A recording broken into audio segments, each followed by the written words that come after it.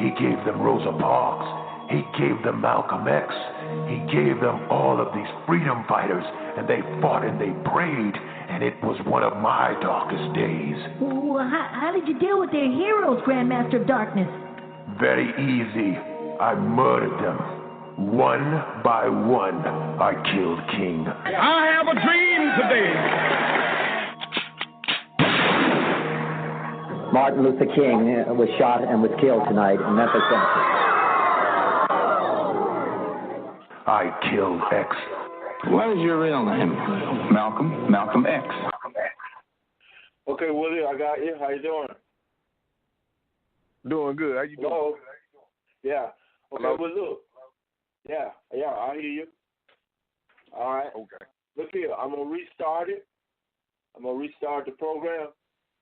And okay. I'm going to go from that intro that I did for the show. Okay. All right. And what I'm going to do, I'm going to play that intro in regards to how the folks was busting down on those trying to get a pair of tennis shoes. Okay. All right. I'm going to do a little intro. Okay. Your mindset about black folks in America. Blacks and African Americans make up the second largest group in the United States, but the third largest group after the white Americans and Hispanics of Latinos Americans of any race. The majority of the population, 55%, live in the South. Compared to the 2000 census, there has been a decrease of African Americans in the Northeast and the Midwest. We clearly have a problem in America when almost 90% of white people in America who take the Implicit Association Test show an inherent racial bias for white people versus black people. As an African American,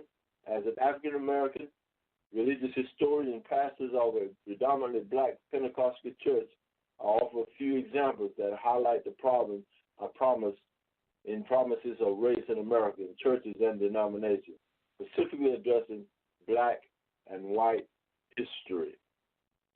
Distinct between blacks and African American has been expounded upon in recent years on both the Semitic level. This year has changed the standards from African American to black. On the occasion of Black History Month, the selected most influential books of race and the black experience published in the United States for a decade of a nation's existence. The powerful history of blacks in America cuts across all gamuts and all levels of society. From the wealthiest to the poorest, blacks have contributed to this nation for over 200 years and have, even from its very beginning, blacks were there. But it's hard to recognize that in history books. You can clearly see that from history right in our face and history hidden right in the midst of it. All right, I'm going to play an intro dealing with the kids, folks, and grown folks and everybody running all over each other, trampling each other for a pair of tennis shoes, and we'll start there, Wes. We'll be back in a minute. Okay. People who waited in line all night long to get the new Air Jordan basketball shoes flooded into Lafayette Square Mall just after 7 this morning. They literally broke a door off the hinges. Several people were trampled while others crawled over them to get inside.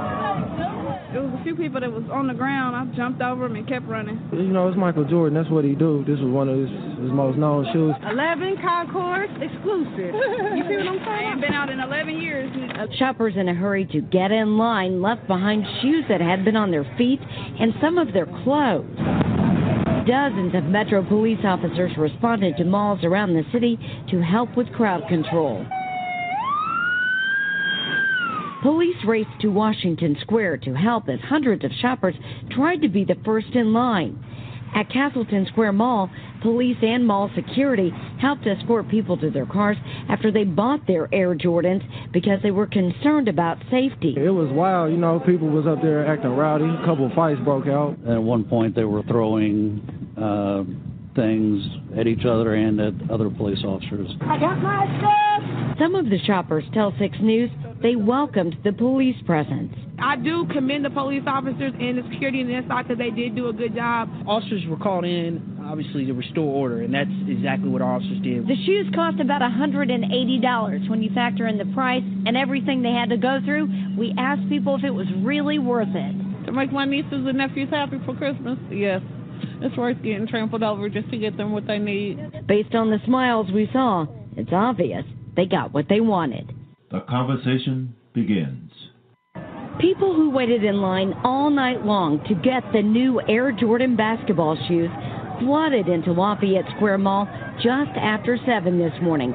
They literally broke a door off the hinges. Several people were trampled while others crawled over them to get inside. There was a few people that was on the ground. I jumped over them and kept running. You know, it's Michael Jordan. That's what he do. This was one of his most known shoes. 11 Concourse exclusive. You see what I'm saying? I've been out in 11 years. Shoppers in a hurry to get in line left behind shoes that had been on their feet and some of their clothes. Dozens of Metro police officers responded to malls around the city to help with crowd control. Police raced to Washington Square to help as hundreds of shoppers tried to be the first in line. At Castleton Square Mall, police and mall security helped escort people to their cars after they bought their Air Jordans because they were concerned about safety. It was wild. You know, people was up there acting rowdy. A couple of fights broke out. At one point, they were throwing things at each other and at other police officers. I got my stuff. Some of the shoppers tell 6 News they welcomed the police presence. I do commend the police officers and the security on the inside because they did do a good job. Officers were called in, obviously, to restore order, and that's exactly what our officers did. The shoes cost about $180 when you factor in the price and everything they had to go through. We asked people if it was really worth it. To make my nieces and nephews happy for Christmas, yes. It's worth getting trampled over just to get them what they need. Based on the smiles we saw, it's obvious they got what they wanted. Let me change that. They got what they wanted. A pair of tennis shoes. Willie, I opened up with that because you made a comment several weeks ago in regards to materialistic things of us, we as black people. And from your point of view, the mindset of black folks in America when it comes to materialistic things, how do you rationalize tearing down doors and trampling each other? And just a few days earlier, we were talking about how much we love and care about each other, but yet and still, we'll kill each other for a $120 pair of shoes. Go ahead. It's an ignorant mindset to me, for grown folks to be waiting outside of malls all night, letting each other kicking in doors, doing all that for $180 pair of shoes that's really worth $5 when you factor in how they make them, in these sweatshops over in Southeast Asia, and then after you get them, I mean, what kind of value do you really have other than putting on for other, poor people? That's who really buy them. The elements of where we are in this country as a nation of people,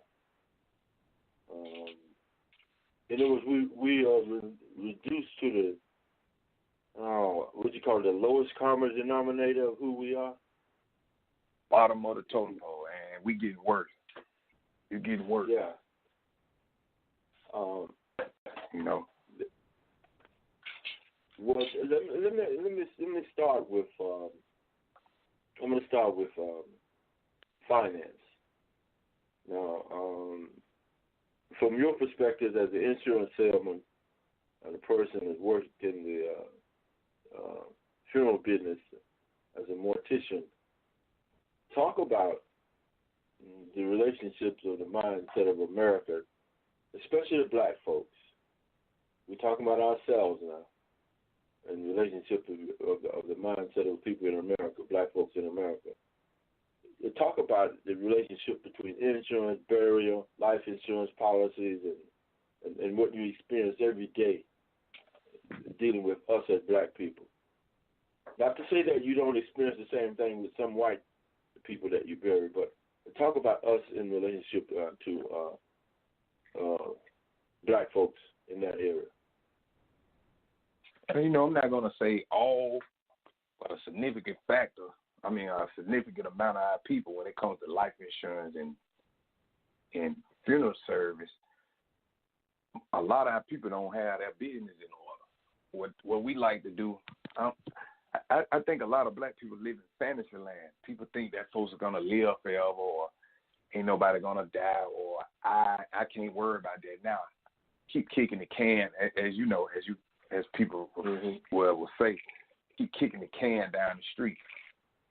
Mm-hmm. And then when that loved one does die, they don't have anything, or they have to depend on a GoFundMe, where you basically begging people to help you bury your loved one, or you got to sell food on the street corner that people don't want, and that's stupid.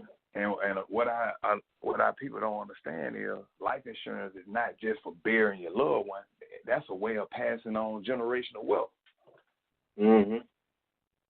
Because at the same time, if I'm struggling and I got kids and I die, I want to leave my offspring in a better position than, you know, how I left. Mm-hmm. So if I had a significant amount of life insurance, I could do that. But, you know, a lot of us walk around here like folks ain't going to never die. They ain't worrying about that. They going to depend on the church to pay for it.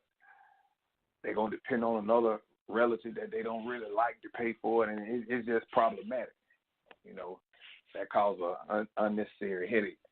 When a guy my age, I'm 31, man, I got $300,000 worth of insurance on myself. I don't pay them $42 a month. That's nothing.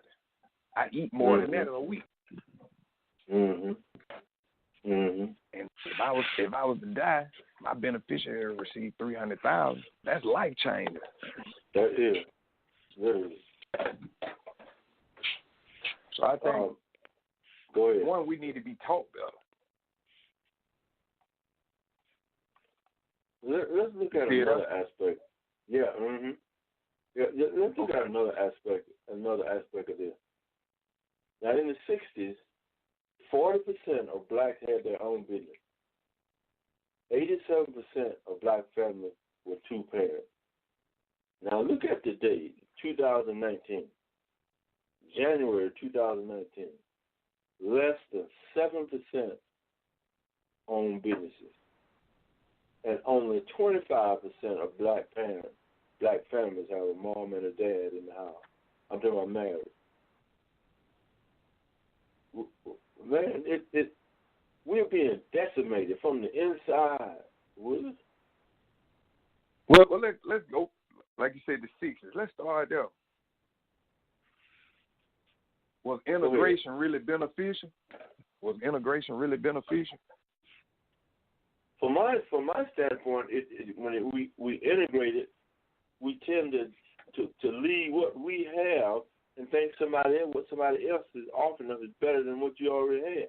But what you had already was independent. You had right. In other words, you had to sit on your own. You had to provide for yourself. You didn't have a white man's job to go to. You had to do it for yourself. Right. And we traded all that in for acceptance and integrated. We wanted to be integrated into white society, but you know, it really didn't benefit us. It took us back. Mm-hmm. We, like you said, man, we ain't got worse in the last 50 years. Mm-hmm. A lot of people don't want to acknowledge that, but that's the truth. And you know what, though? When you think about that, think about this they're talking about reparation. Do you know, I believe reparation has already been in our hands. And guess that was all the land, all the businesses that you had, you done sold it or gave it away or had it repossessed. Think about all of the folks that are up north, Willie. Think about that now.